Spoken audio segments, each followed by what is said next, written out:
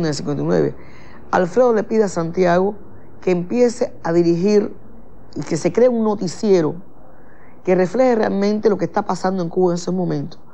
Porque los noticiarios que existían, eminentemente capitalistas, pues no reflejaban la realidad de la sociedad, de la nueva sociedad cubana, y más bien la atacaban.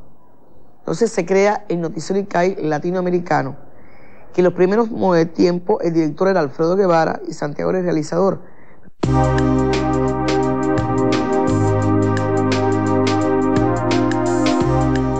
Temas tan diversos como la cosecha del azúcar, las consecuencias catastróficas de un ciclón, el Carnaval de Santiago de Cuba, los preparativos para las Olimpiadas, las luchas populares en Angola o en Mozambique, eran desarrollados en el noticiero. Santiago Álvarez, que comenzó como asistente del director Alfredo Guevara, asumió a su cargo la dirección de muchas de las emisiones. 53 bellezas criollas se disputan el título de estrella del carnaval en las reñidas eliminaciones del Coliseo de la Ciudad Deportiva. Más allá de las cuestiones técnicas que poco a poco se iban resolviendo, el noticiero le planteaba otro problema a Santiago Álvarez. Las copias se distribuían por los cientos de cines de la isla y esta distribución llevaba un cierto tiempo. Para evitar que las emisiones perdieran vigencia, debía seleccionar y desarrollar la noticia de forma tal que resultara interesante un año después. De los muchos trabajos presentados, se destaca el informe hasta ahora mantenido en secreto de la producción de hormonas en Cuba. El 10º Congreso Médico Nacional sirve para que los médicos visitantes de América Latina denuncien el estado de miseria e insalubridad en que viven sus pueblos, la falta de asistencia médica, mientras muchos gobiernos se gastan millones en reprimir a las masas populares. Para profundizar en las investigaciones, Santiago pasó de exponer varios temas en una emisión a desplegar uno solo de manera más detallada. De esta forma, los noticieros del ICAIC fueron adquiriendo estructura de documental.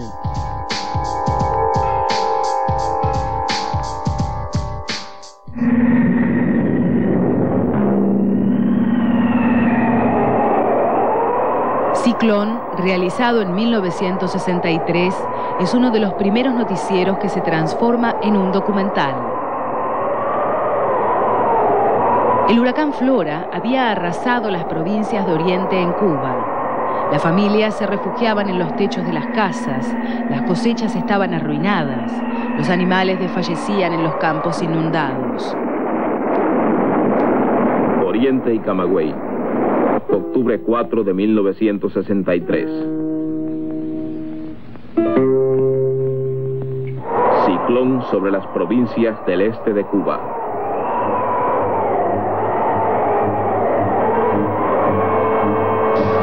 La Cámara de Santiago recorrió los más remotos lugares afectados por el ciclón, imprimiendo el dramatismo que la situación inspiraba, pero también registrando los esfuerzos realizados para ayudar a los cubanos que vivieron la catástrofe.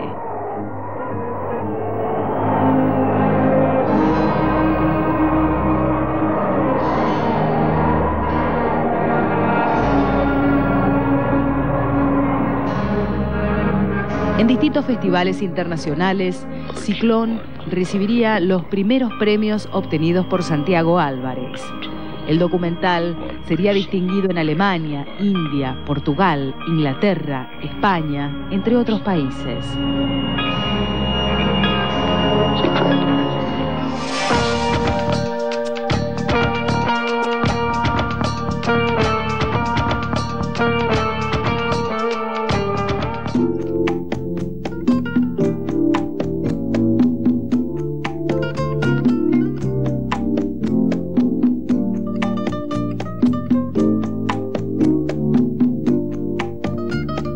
En el fragor de la tarea, entre viajes por el mundo y largas sesiones de montaje, Santiago iba adquiriendo la precisión del maestro.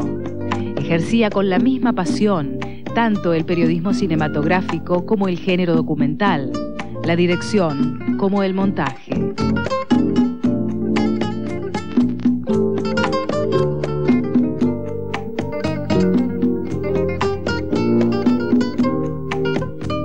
Realmente trabajé mucho. Era siempre un corre-corre. Filmaba, regresaba, encontraba el material revelado, trabajaba de noche en la edición, le ponía sonido, en fin, hacía todo.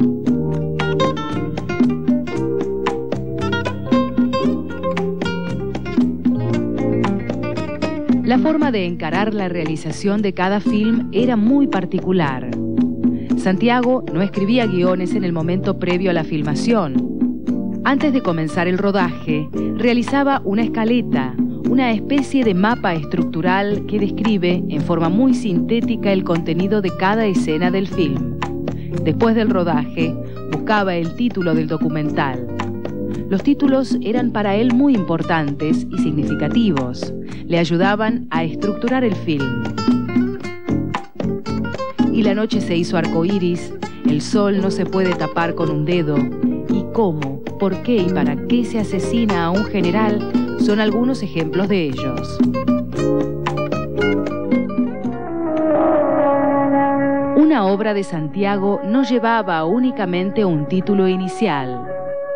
Como los directores del cine mudo, utilizaba intertítulos que lo ayudaban a intensificar las ideas que quería comunicar. En algunos casos lo hacía en forma poética, en otros de manera clara y directa.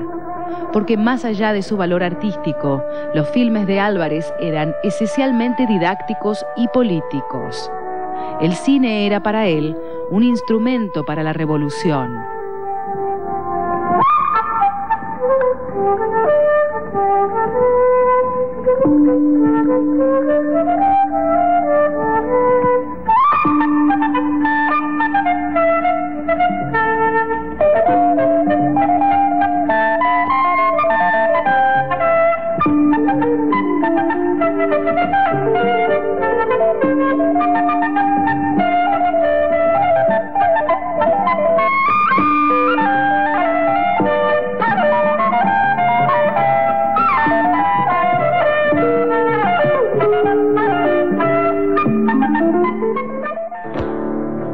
Una vez definidos los títulos, se disponía a organizar la tarea de montaje.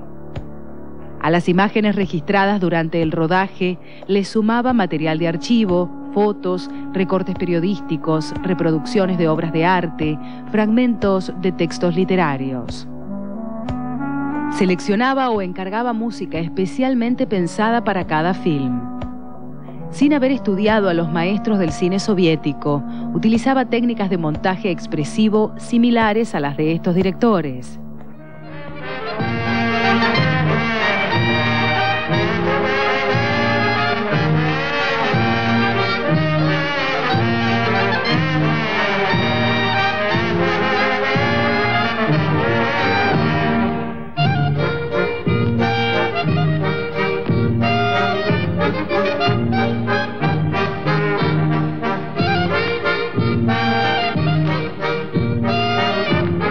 Su estética ha sido comparada con la de Eisenstein y fundamentalmente con la de Dziga Vertov.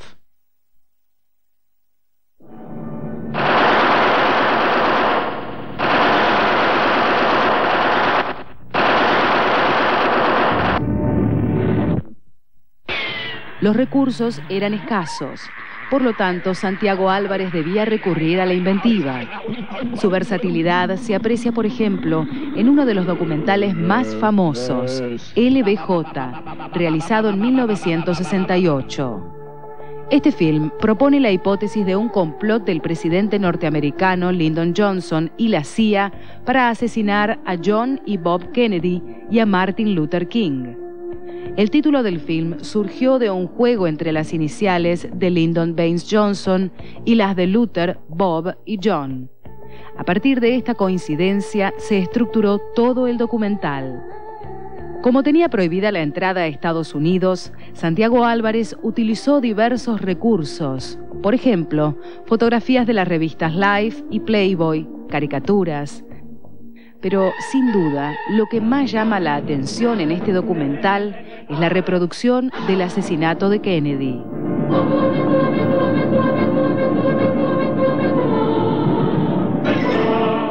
Como no disponía de imágenes acerca de este hecho, Santiago recurrió a un plano de un asesino de una película de acción cualquiera e hizo un montaje alternado con una foto de John Kennedy sobre un auto. La técnica de montaje le imprimió a la escena un dinamismo muy particular.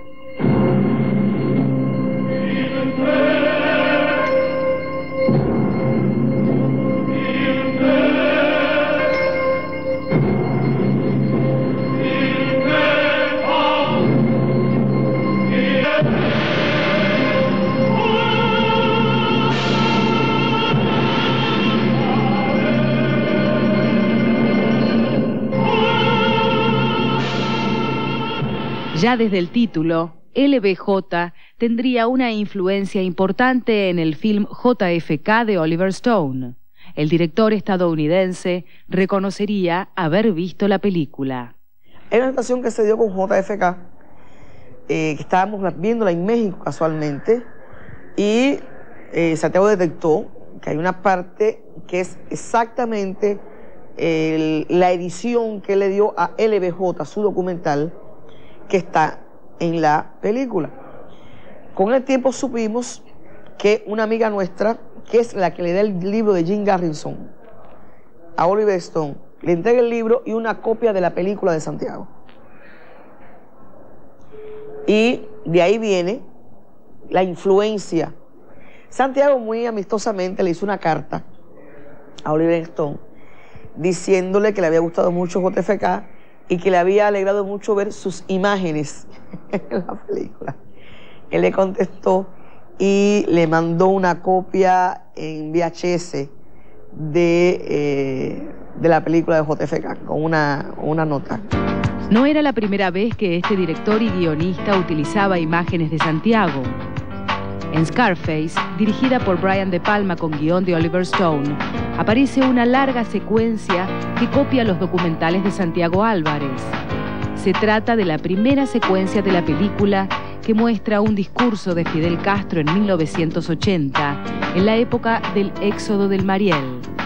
Ese año, 125.000 cubanos habían sido autorizados a salir de Cuba.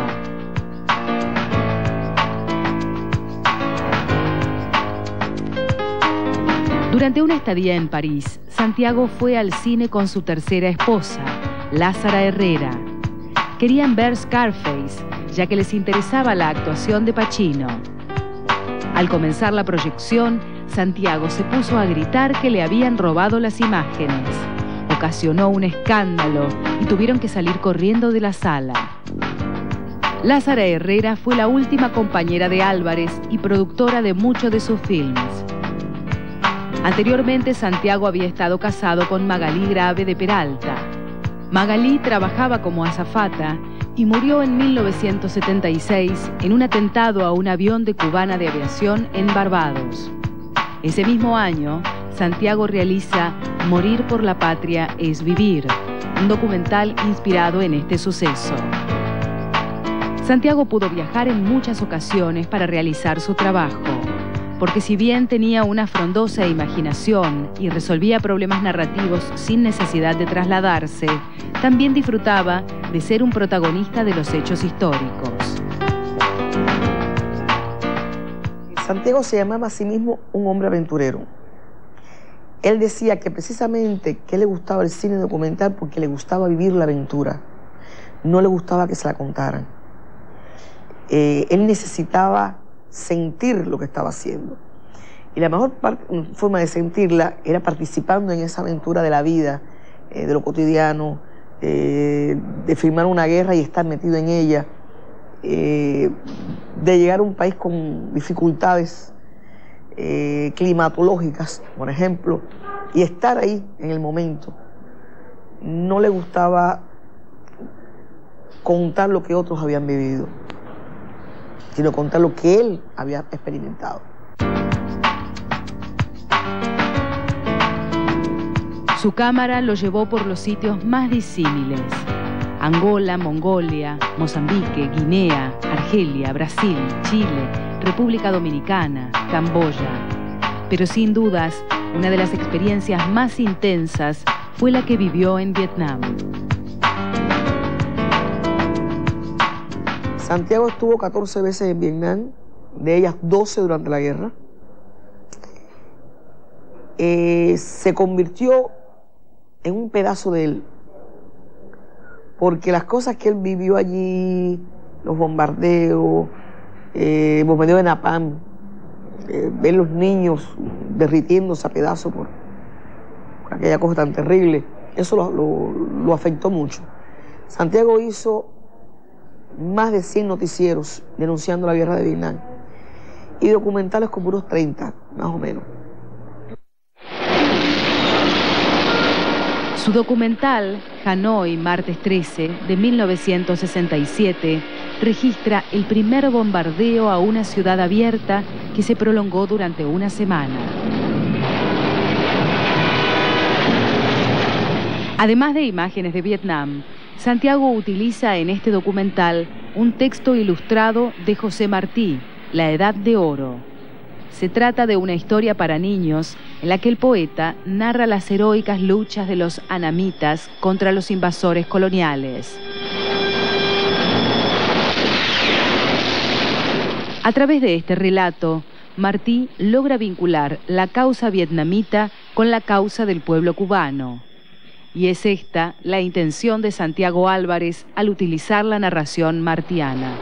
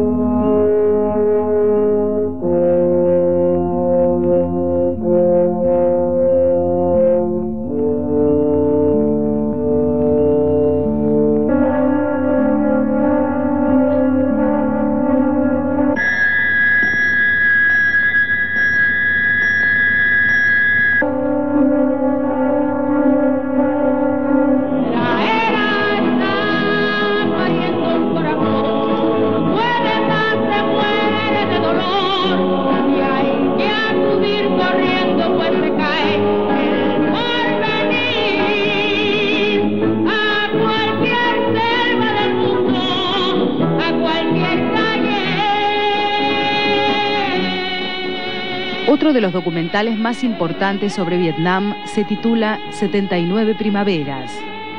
En este film de 1969 se relata en forma poética, sin narradores en off, la vida y obra de Ho Chi Minh.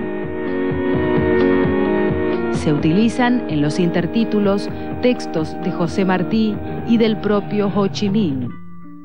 Para mostrar el avance de las primaveras del caudillo, se muestra la imagen de una flor que se abre lentamente y funciona como leitmotiv del documental.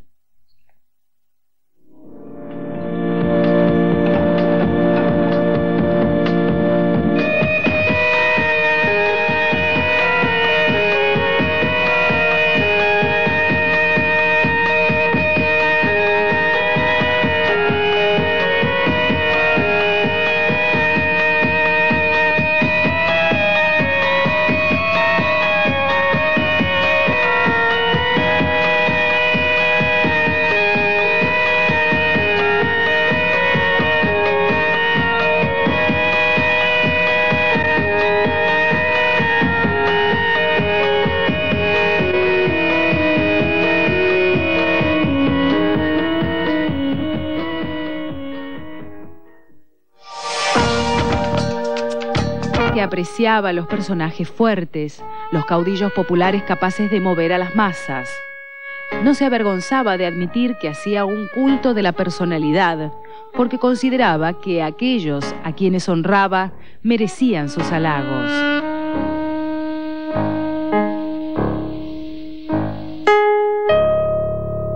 Es por eso que Zamora Mayel, el líder del Frente de Liberación de Mozambique, llamó la atención de Santiago Álvarez. Su largo Nova Sinfonía, de 1982, está dedicado a las conquistas del pueblo de Mozambique de la mano de su carismático caudillo.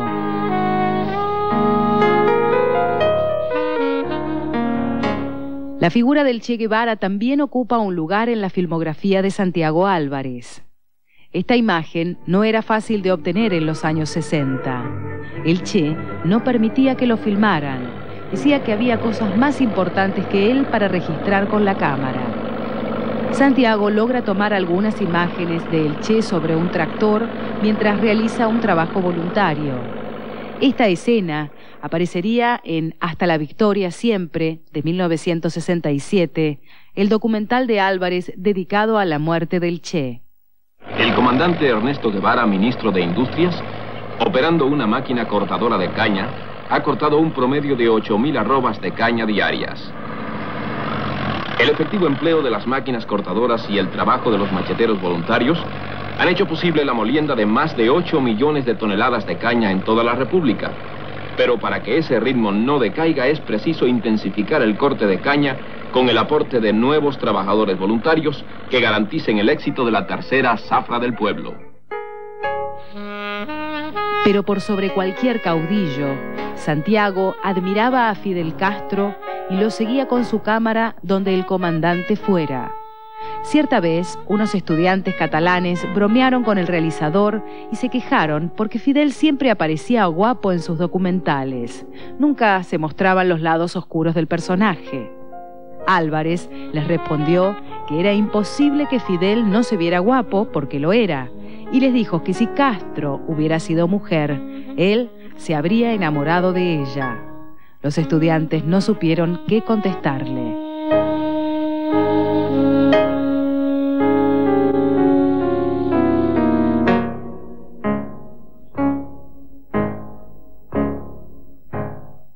La relación con Fidel era una relación de amigos, de hermanos, muy simpática. Fidel bromeaba mucho con él bromeaba con Fidel, muy franca. Él, por ejemplo, cuando estaba haciendo la guerra necesaria, que le había escrito a Fidel explicando la necesidad de hacerle la entrevista a él, Santiago en esa entrevista hizo de Fidel lo que le dio la gana.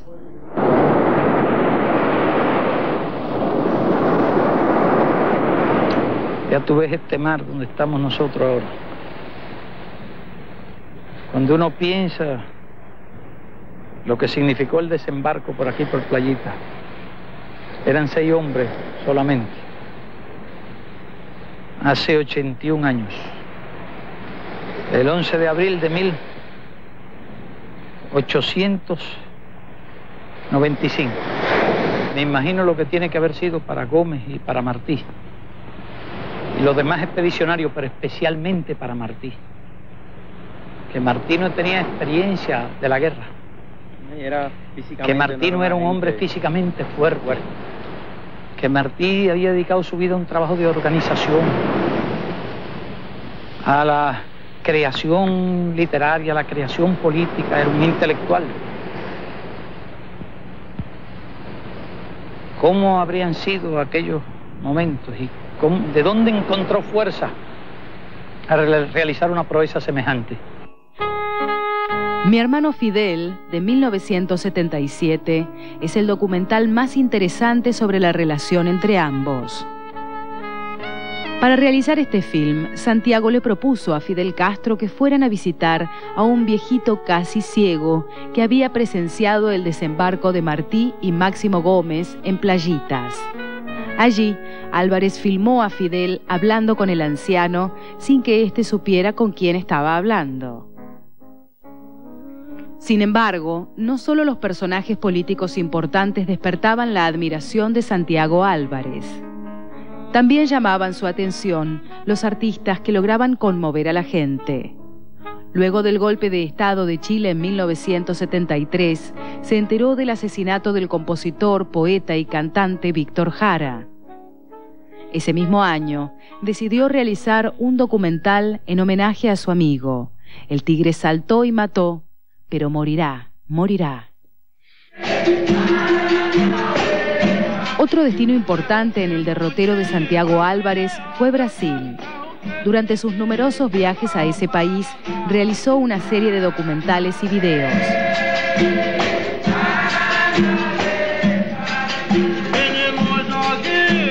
Le interesaba particularmente la relación entre la cultura brasileña y la cubana por los orígenes africanos que subyacen a ambas. Junto con el realizador Orlando Sena, dirigió en 1987 Brás Cuba, un documental que muestra los múltiples cruces que se establecen entre ambas culturas. Amenazando la historia, en esta tierra no así suavecito mi son. no se rinde nadie, en esta tierra no se...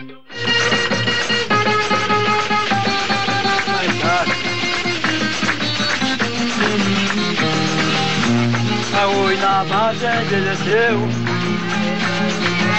Olha o arroz na margem envelheceu.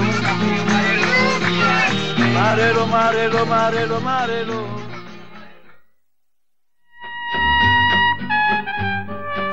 Santiago Álvarez reconocía que el cine documental no es un simple registro de la realidad, sino una construcción compleja para mostrar la propia concepción del mundo. Esta idea subyace en cada uno de sus noticieros, en cada uno de sus documentales, en cada uno de sus videos. Como muchos otros cineastas, sentía una diferencia entre registrar las imágenes en celuloide y hacerlo en video.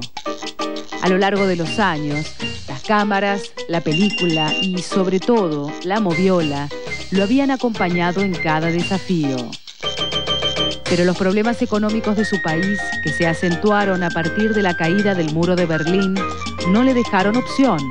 Debía experimentar con el video. En sus últimos años, Santiago Álvarez realizó entre 10 y 12 documentales en video.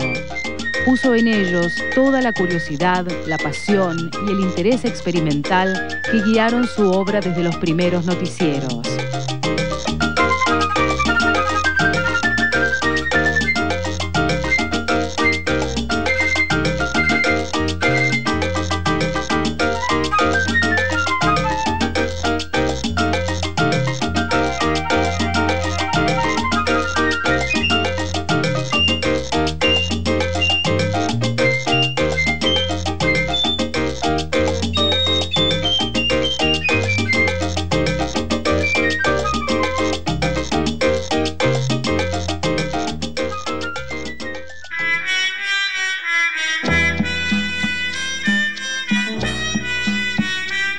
El cementerio de La Habana parece una réplica en miniatura de la arquitectura de sus calles y paseos. Allí, en ese refugio tan parecido a su ciudad natal, descansa Santiago Álvarez desde marzo de 1998. La ceremonia de su entierro fue presenciada por cientos de cubanos. Blancos, negros, mulatos, niños, ancianos, despedían a aquel que no solo había conseguido pintar su aldea, sino que también había logrado pintar el mundo.